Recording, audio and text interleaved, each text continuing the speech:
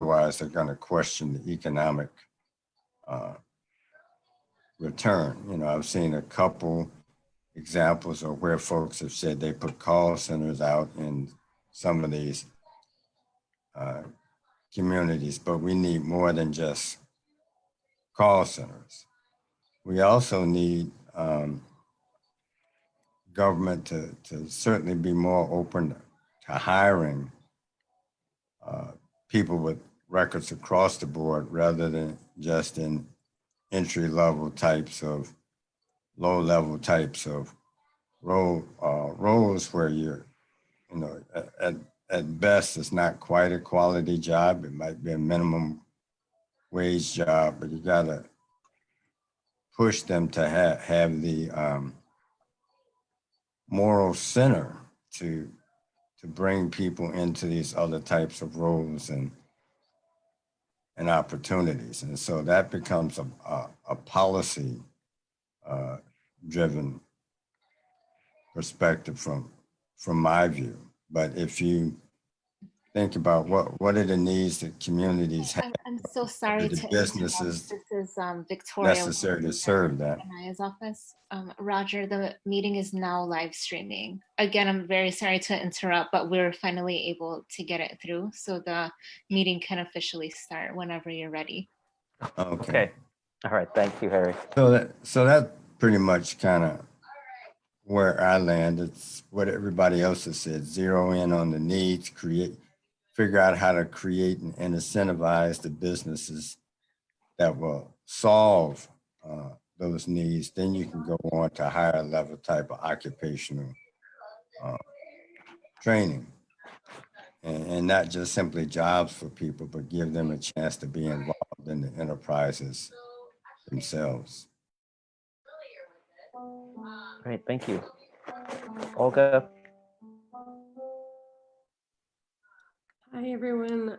So I just been busy on the spreadsheet, adding some notes. And I wanted to turn our attention to the fact that the state of Illinois will be voting again on CJA, and that we have an opportunity right now to make interventions to make sure that this legislation passes, and that we start to think about how we put people to work in renewable energy for our county, for our city, for our state, and thinking about, I always think about like when we've worked with Native American groups here in Chicago, that they will say, like, how are the decisions that we're making right now going to affect 7 generations ahead? And being that, we are in a situation where we're seeing the West Coast, just in flames, extreme weather events, extreme heat. We have infrastructure in our county that can't withstand, like these periods of like no rain, and then all of a sudden lots of rain, and it overwhelms our systems. And right now we have to think very creatively, like how are we just going to patch up some of that work, or are we going to try to get the kind of investment that we need, federal money, into this area so that we can protect these communities that are Great Lakes communities that are seeing some really adverse effects. So we want to put our own people to work to retrofit homes to make them more energy efficient.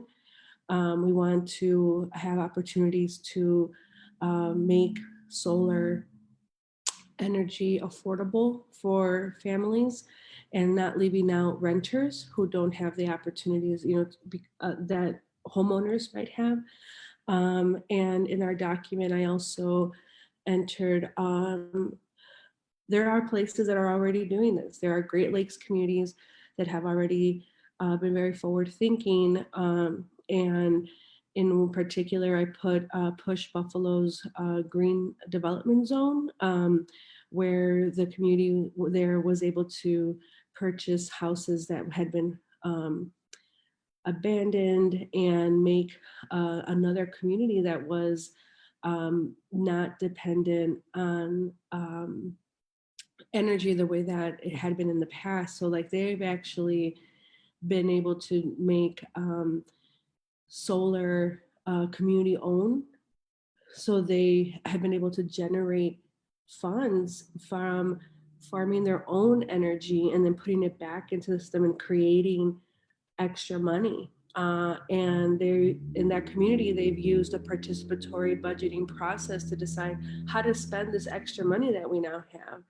And I feel like we are always working from a place of like of a shortfall, of like being in the red, of a scarcity. But I think when we're thinking about renewable energy, that is starting from a place of abundance. And so some of the challenges, right, are that, of course, utility companies don't want us to go that route, right? Because we'll be taking money away from them. So there's definitely lots of levels of ways to engage into creating those opportunities for communities that need those kind of jobs, that folks can go back to work doing this kind of work that is also just restorative, right? Like we're doing something, learning a new skill, and then helping our communities, which is very different from like working for a company that is just like extracting, our labor and then polluting and then doing all these other things. But in the state of Illinois, there are communities that are closing down their coal power plants, and even though it's outside of our own mission area, we really have to pay attention because it is very close, like Peoria, Kincaid, other areas in Illinois that are closing these power plants. And the way that we treat those workers that are leaving from having those good paying jobs and trying to create a plan so that we don't just have these towns like completely just decimated. I don't know how else to say, but in the city of Chicago, 40 years ago, we had a similar situation when the steel mills closed. I live in a steel mill neighborhood, and there wasn't a plan, right? There wasn't a plan to take care of those workers. So there's, I think, a lot of opportunities for us to really think creatively in this committee. To think about climate change and to make the case that we are deserving of these federal dollars and that we can put them to work creating like new job opportunities. I think I've even learned about, I'm not sure if it can happen here, but even in Portland, Oregon, what they've done is they put turbines inside of their water systems. So like as the water is coming into, plumbing to different, places, it's turning a turbine and it's creating energy. It would be really great to be able to have these jobs go to people in communities that have, for now, decades have been left without work, and focus those kind of jobs were the areas where, like we said before, people who are returning from prison, who are part of the foster care system, and those kind of things. Thank you, Olga. That's a lot of great input, and there's a lot of clear crossovers. Again, getting used to this new space. Officially, I do need to do a roll call, so we'll go through that just so we can have that for the ledger for the public, for the Open Meetings Act, and then we can get back to the conversation, knowing that you scheduled this one a bit tight, ideally, 90 minutes moving forward. So there's time for introductions, any technical issues, and then real robust conversation. So next meeting, we'll definitely schedule that timing. So we'll go down the list. I don't have an alphabetical. I'll just go through my screen. Camille Kerr, are you present? Present. Jerry, are you present? Present. David Cherry? Present. Harry? Present. Thank you. Lynette? Present. Olga? Present. I think that's it for, and Roger Cooley, I'm present. Are there any other, Could I just, yeah, go ahead. could I just Thank you, Lynette. wanted to acknowledge one and just express appreciation, because I feel like on this call there's a lot of expertise that's represented, and I think I'm appreciative that we don't all come from the same sphere, because I feel like oftentimes you can spend a lot of time talking to, singing to the choir, so to speak, in terms of the lanes that we spend a lot of time in. So I'm just appreciative of what you all bring. And I guess what as I listen to sort of the range of like really important priorities that everyone is raising, I'm wondering as I listen is like, what are some of the more powerful or the more important levers that the county uniquely holds that doesn't reside with the city or the state, for example, or even the federal government. And that's one of the things as I listen to all the things that you all have raised on this call, and even looking at the spreadsheet, that feels like an important piece of the conversation to think about where do some of the priorities that we've all laid out, like how do they align with where the county has influence and authority, and as well as where you all come in, where we all come in with our expertise and our interests. And I wonder if there is room to kind of spend some time delving into that piece to really try to understand where we can have the most impact. Given that we do want to focus on innovation, but I'm sure we're all on this call because we're interested in actually seeing things move, and to present, to provide, hopefully facilitate some changes that actually play out on the ground for people in the county that are most impacted. And so I just kind of offer that as a reflection to also sort of think about, like, how do we potentially crosswalk all of these things, which are for sure priorities, with where we see some opportunity to actually help the county to be innovative on these fronts. So I'm not sure, if this is the entire group that's on the call today, or if there are others that weren't able to join Roger that may also kind of bring some of that, also have some thoughts on this. But I just wanted it was something that has been kind of swimming on my mind as I've listened to you all. And I think, for me, I think about the power of the purse and where the county obviously has influence as it relates to procurement, and thinking about ways that we can impact that. But that's also limited to, frankly, my interaction with the county and what I know about, where they do wield powerful influence in that regard. So I would certainly, kind of invite other thoughts, and would be interested to kind of think about where there are some of those other connections as well.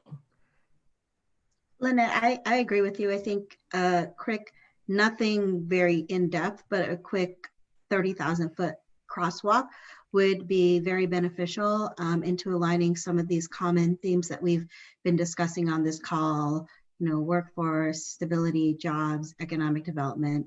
I can say for small business, it is definitely about capital and banking systems, but I think banking systems are also something that is going to be needed, more flexible ones for people who are in LMI areas as well.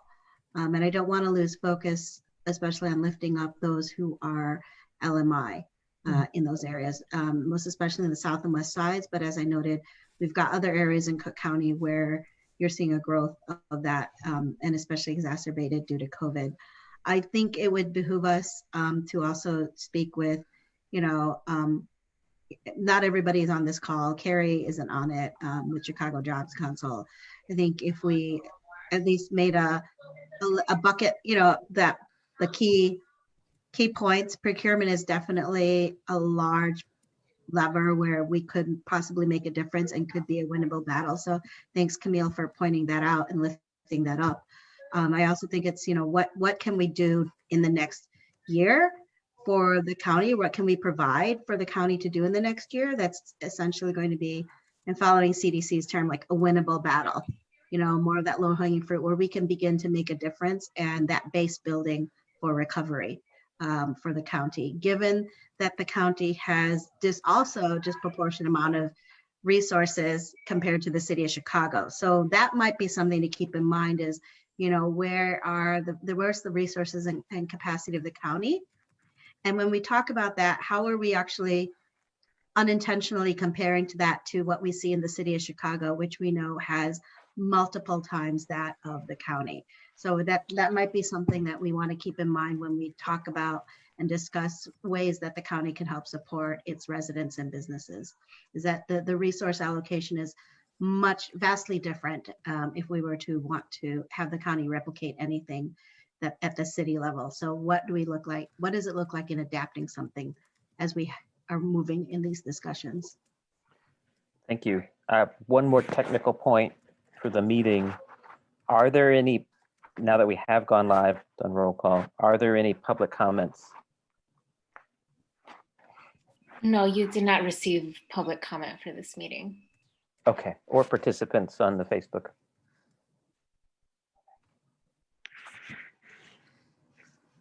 Okay, great, thanks. So trying to start pulling together what are the different threads paired with the influence points that the county has to take advantage of.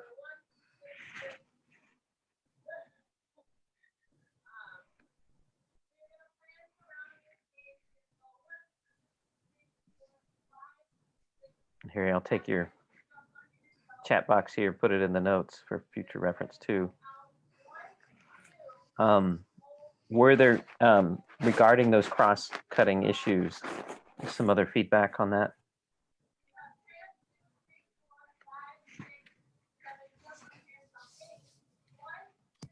You had been starting to bucket things into like recovery. Has that formed for you kind of these like pillars or buckets that or anybody, if anybody wants to say like, okay, it's starting to feel like three things to me that are obviously intersectional, but I don't know if anybody felt like they heard those themes emerge. I feel like recovery is one that's really important to me, obviously, but then, I don't know if jobs in particular counts as one, or if it's a broader bucket of economic development, but it would be helpful for me at least to start to see those themes emerging so that I can focus energy on what those innovative solutions might be in those areas, I agree, Camille. I think the other one, which has come up in other discussions that I've had in terms of recovery, I do feel jobs is part of that, which we could flesh out more. But in terms of recovery, it's also, this came up in different settings, the vaccinations. What's happening with them in terms of who's going to be getting them and who's in line for it, because we're seeing all the news about when you'd be in line, but that's all under ideal conditions in terms of vaccination rollout. So in some part of it is we're kind of missing that element of what would make recovery, what would enable it. It's also the vaccination. So I don't know if that's something we also want to look at for the county in terms of equitable distribution, but also encouragement of people to receive that, because communities of color are especially wary of the vaccinations also. I just want to throw that in there because we're jumping to recovery and such, but what a tool that's going to enable recovery is also vaccinations. And there is a lot of unknowns as to how that's actually going to roll out, because not everything, but a lot of the news so far has been, quite frankly, under ideal conditions when we would expect people to get vaccinated. But we all know the human condition, supply chain, so on and so forth, that could have an impact on quite frankly, how fast our recovery for Cook County is going to happen. And is that something that we as a committee want to look at? Is there something that Cook County could weigh in on regarding vaccinations and equitable distribution, but also messaging that for communities of color in spaces where vaccinations are high? I mean, we as a country are not very good at vaccinating in general, even before COVID. And I certainly think consistent messaging is going to be a critical part of that, because particularly as bits and pieces of information get out there that will make people wary, particularly not only in terms of equitable distribution, but the delivery system and the safeguards around making sure the appropriate vaccine doses are kept in a pristine condition, and which ones are there. All of those unknowns and skeptical types of questions are going to have to be addressed with some level of transparency and clarity before people really get comfortable about those things. So certainly, how equitable is it going to be distributed? How clear and transparent is the communication going to be? How credible are the messengers going to be? And all of that is going to be really dependent on community healthcare workers. You see already the skepticism even around contact tracing and the challenges we're having throughout the area in terms of just contact tracing. And that's just asking for information. We haven't even got to talking about doing something to somebody, right? Other than asking for information. So I think that's certainly going to need to be priority setting, but it intersects with job creation too, right? So if we can develop a strong, robust, credible community health outreach worker system, create those occupational pathways, then you get some leverage into a delivery of vaccinations that's going to have to go for some time. It's not just like it's going to be done in a few months and folks kind of clap their hands and say, on to the next thing. And of course, we have to remember that a lot of the distrust from communities of color come from things that have really happened.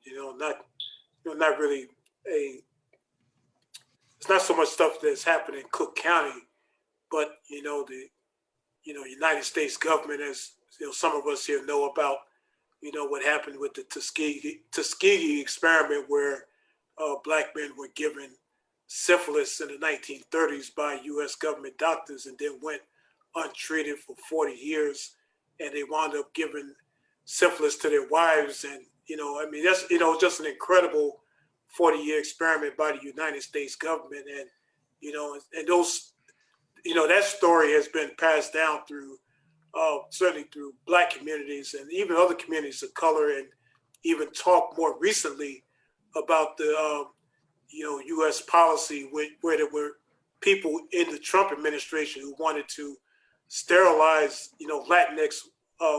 Latinx women who were coming across the border. So, just some stuff that has been done for real, which has created the cynicism and the distrust. So I think, it's important to, communicate with people and not communicate with folks as if they don't know what they're talking about, but kind of communicate with people in a very respectful way. Let people express how they feel, but then also, I think that anybody who is doing a vaccination program has to understand that you have to be honest with people. You have to let people know what's the possible side effects, who are the people who probably should not take the vaccine. But it's almost a constant reassurance that this is going to be a safe program, because you just can't. People also know when you're being condescending to them as if they don't know what they're talking about, and people have come across these things from, real tragic things that have happened, by our government. I'm not talking about Cook County government, but things that, happen that our government really is guilty of, that has created the distrust. Even the thing that 545 families have been separated, and this isn't ancient history. This is stuff that has happened in the last couple of years. So, our government has engaged in a lot of things that have created the cynicism, but we all pay the price for that because people really do feel uncomfortable and distrustful about what the government is doing.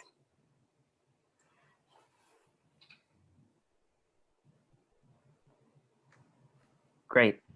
Thank you, guys. Jobs and ownership. Okay. And I'm trying to drop in the chat into the notes as well for ongoing conversation. I know Jerry needs to go and we're past 5, and really appreciative of you guys, everyone taking the time outside of the regular workday to engage in the conversation. So again, in the notes, I've been pleased and we'll try to work on transferring these to the spreadsheet so we can start moving things around a bit in a more easy way to compare apples to apples, so to speak, with the policies. But trying to capture all these things into these different buckets in the notes. So one being, starting to be like, what are the real leverage points that the county has to be able to move issues forward, whether it's procurement, as Harry noted, service delivery, business processing, where they actually invest monies and what economic development tools they can leverage, and then being more specific about creating incentives for creating opportunities through other leverage points. And then, even thinking too about how community healthcare workers could be part of this process. And then, but our real kind of goal being North Star, as Lynette put in, jobs and ownerships, and the framework around what that looks like with the conversation of equity being primary, how everything else flows around it. So leaving space, for, as Olga described, CEJA, which is, I can't remember what the acronym is, Clean Energy Jobs Act at the state level, and how that can help drive the jobs and ownership in communities as well, while creating reinvestment opportunities, lowering energy costs, dealing with the impacts of climate change, while getting back to that North Star. So seeing how all these different elements are feeding back into each other, and how the county can help amplify all those different messages. Sounds like what we're moving towards. Hey, Roger, I just wanted to add quickly too, when I was speaking earlier about the some of the most disconnected people, we really have to be intentional about how to reach those folks. It includes people who are long-term unemployed, people who haven't had a job for 3, 4, 5 years, don't even know how to reconnect to the workforce. But if we don't find a way to connect that population of people who were formerly incarcerated, people who haven't had a job for 3, 4, 5 years, then we won't be able to get to the root of why there's so much crime and why there's so much violence. Like, we have to be very intentional about reaching, the boat stuck at the bottom, I guess you could say, the people who are the most disconnected, the people who are the most impoverished, the people who are the most unskilled, because almost there are very few programs that have helped that population. And even sometimes where there are well-meaning people who create programs, that population almost always gets left behind by almost everybody. And we have to, I think Cook County can lead the way to say that we're going to be very intentional about reaching this group of the people who are the most disconnected and helping to reconnect them to our society. Thank you, David, for that grounding. As we're getting close to time, one, confirming a next meeting date. And two, there was one thing I think we could move on a little bit quicker. So there were three, I heard three Illinois legislative priorities that came up. There's the paid medical leave, or earned income tax credit expansion, and CJA. As a committee, would we put a recommendation to the full commission to advocate for those bills at the state level? I wouldn't do the paid family medical. I sit on that committee actually, Okay. with Senator and others as well. That's moving through, and so, but it's not advocating at the state level, but they could also put forth a statement that this is needed. So I, even though these are advocacy issues, I would like to just, be aware that the county doesn't necessarily have to advocate on these issues, but can make a statement on why this is necessary for their residents and their workers. So I wouldn't say paid family medical leave. So that's why I put that up there. It's like, it's needed. It's definitely been lifted up in time of COVID nationally. Everybody wants this paid family medical leave insurance program. But is that bill necessarily at the shape that the county would want to? I'm not going to make that assumption, because that's up to the county lawyers, to review that legislation and such, if they want to advocate on it. But it could be a statement of, this is something that is going with COVID is necessary, as some other places have done. Just to put that out there. The EITC work is gaining traction, though.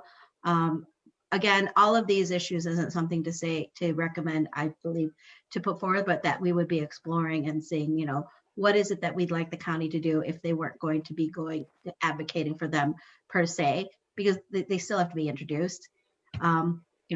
Is it more of a statement around these issues in terms of advocacy? Or a statement of support for, correct. A statement of support for what is the outcome is being driven for, not necessarily Exactly. the nuances of every. Correct. Correct. And yeah. So a statement of support for paid medical leave and expansion of EITC and such. EITC. Right. And that can be fleshed out more about what that would look like. But just because I think this committee, we weren't talking about it more and then presenting it to the rest of the larger committee to have a discussion and to vote on it, and how we'd like Commissioner and I to proceed on any advocacy issue, quite frankly, I feel. Okay. So having more specific conversation between now and our next meeting. Okay. And then, sorry, no. Except for CJA, right? Because Mhm. there's CJA probably needs a letter of support now, because there's a vote happening earlier in this in the next calendar year, a potential. Okay. All right.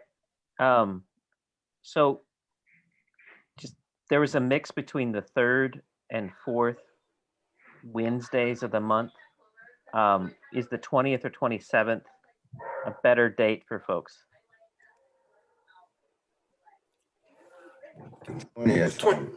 For January, the 27th would be better for me. But most of the time, the 3rd or the 4th works. Harry, did you have a strong preference between the two, or? No, I don't have a strong preference. Okay, would people be comfortable with rolling forward with the 20th? And we'll set it. Roger, will you just check with seed common? I guess we can move seed commons around. Okay, yeah, we'll figure, all right. And I would move it earlier and be 3 to 4:30 to leave a chunk and not be so tight on 5. Okay, so do the 20th. And then Olga, would people, if Olga drafted, would you be up for drafting the letter? And we can say, we're in support in principle for CEJA, and we'll just say it's this committee and not the full commission. So I'm making. Yes, that sounds really good. If folks are okay with that, do we have any opposing? Or other conversation about would be needed? No, I just so I could have the okay to go ahead. Just making sure that there's nobody opposing that Okay. action. Thank you, everyone. Okay. Still working on the parliamentary procedure for these processes. So I'll just say, making a motion that we're supporting the policy, putting a letter of support for CEJA from the Social Human Capital Committee. Is somebody who second that? I'll second that. All right, thank you, Harry. And then all in favor? Thumbs up. Aye. All right, no any opposed? Okay, thank you. And then Jerry put in before she left that she's interested in co-chairing. I'll move forward with her support, unless there's other folks who would also, when we can have a 3-way co-chair. Okay, so move forward with Jerry. And then work on consolidating notes so we have a better sense of how things are stacking up as the priorities for their next call. Again, very appreciative of everyone taking the time out this afternoon to participate, and looking forward to really getting relaunched and getting some really good energy moving forward in 2021. I wish everyone safe, healthy, and restful holidays, and reconvene back in the new year. And Roger, you'll just need a motion to Right. adjourn. And I just want to apologize again to everyone for the technical difficulties today. Thank you for your patience. Right. So To is there a adjourn. motion to adjourn? Camille, second. Second. Thank you, David. All right. We adjourned. Thank you all. Thank you. Hey.